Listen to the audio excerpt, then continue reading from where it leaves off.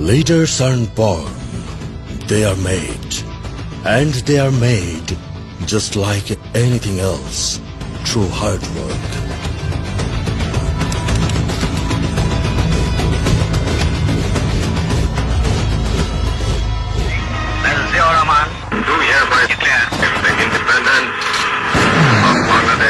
মহান স্বাধীনতার ঘোষক জেনারেল জিয়াউর রহমানের যোগ্য উত্তরসূরি তারেক রহমান তখন কারাগারের অন্ধকার প্রকোষ্ঠে মায়ের সাথে বন্দী।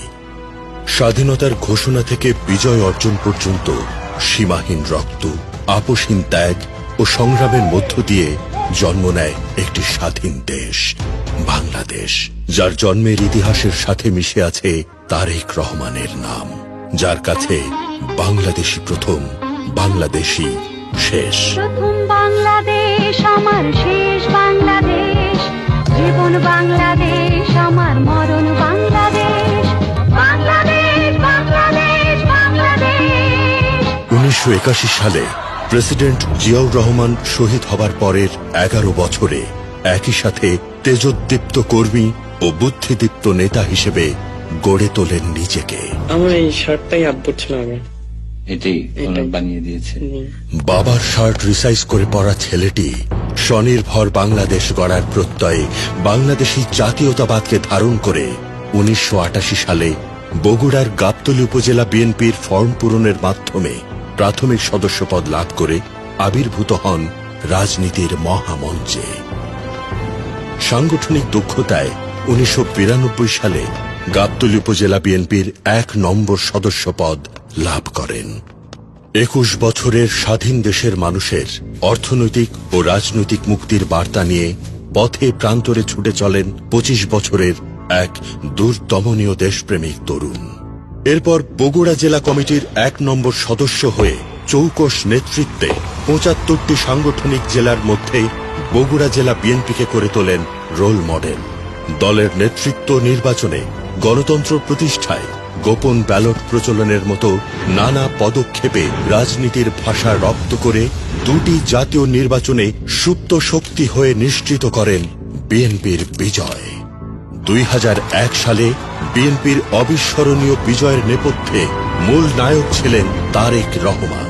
পিতার একটি উদ্যোগ, একটু চেষ্টা এনে দেবে সচ্ছলতা, দেশে আসবে স্বনির্ভরতা স্লোগানে কণ্ঠ মিলিয়ে তার অসমাপ্ত স্বপ্ন বাস্তবায়নে জিয়াউর রহমান ফাউন্ডেশন গড়ে তুলে স্বনির্ভর বাংলাদেশ বাস্তবায়নের পথ আলোকিত করেন তারেক রহমান। সরকারের রাষ্ট্রীয় পদবীর লাল গালিচাকে পাশ কাটিয়ে অন্তরে মাটির গান নিয়ে বাংলার পথে প্রান্তরে ছুটে মিশে গিয়েছেন গ্রামীণ উন্নয়ন, নারী ও শিশুদের বিকাশ, স্বাস্থ্যসেবার নিশ্চয়তা, অবকাঠামোর ভিত্তি সুদৃঢ়করণ আর শিক্ষামান নিশ্চিতের সুকঠোর সংগ্রামে।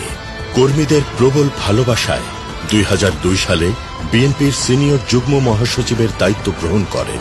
2005 সালের জানুয়ারি থেকে টানা 3 মাস দেশের প্রতিটি ইউনিয়নে তৃণমূল প্রতিনিধি সভায় কর্মীদের কথা শুনেছেন গভীর মনোযোগে, নিয়েছেন দেশ পরিচালনার দীক্ষা। তার প্রাণান্তকর প্রচেষ্টায় দেশ যখন এগিয়ে যাচ্ছিল সমৃদ্ধির শিখরে, ঠিক তখনই দেশি বিদেশি ষড়যন্ত্রে গুটি কয়েক সুযোগ সন্ধানী মাধ্যমে শুরু হয় বাংলাদেশকে অস্থিতিশীল করার পায়তারা। তারেক রহমানের নামে রটানো হয় অলৌকিক সব কল্পকাহিনী। তথ্য প্রমাণহীন এসব রটনার ভিত্তিতে 2007 সালের 7 মার্চ তৎকালীন অগণতান্ত্রিক সরকারের ঘৃণিত দমন কৌশলে গ্রেফতার হন সদালাপী ও মৃদুভাষী তারেক রহমান। বিভিন্ন মানবাধিকার সংস্থা ও সংবাদ মাধ্যমগুলো এই ধরনের নির্যাতনের প্রমাণ ও অভিযোগ তুলে ধরে। অন্যায়ভাবে গ্রেফতার করে মিথ্যা মামলায় জড়িয়ে শারীরিক নির্যাতন করা হলো। সেই বর্বর উৎপীড়ন ও আত্মসম্মানের কথা ভাবলে আমি এখনো শিউরে উঠি। আমার উপরে চলেছে ঐতিহাসিক শারীরিক নির্যাতন। তারা হয়তো আমাকে হত্যাই করতে চেয়েছে। দেশ তখন উত্তাল হয়ে ওঠে তারেক রহমানের মুক্তির আন্দোলনে। তার তীব্র জনসমর্থনের কারণে পরিস্থিতি অবনতির আশঙ্কায় 18 মাস পরে তাকে জামিন দিতে বাধ্য হয় সেই অগণতান্ত্রিক সরকার। উন্নত চিকিৎসার জন্য যুক্তরাজ্যের উদ্দেশ্যে রওনা হন জনতার প্রিয়জন তারেক রহমান। বিএনপির পঞ্চম জাতীয় কাউন্সিলে সিনিয়র ভাইস চেয়ারম্যান হিসেবে নির্বাচিত হন তারেক রহমান।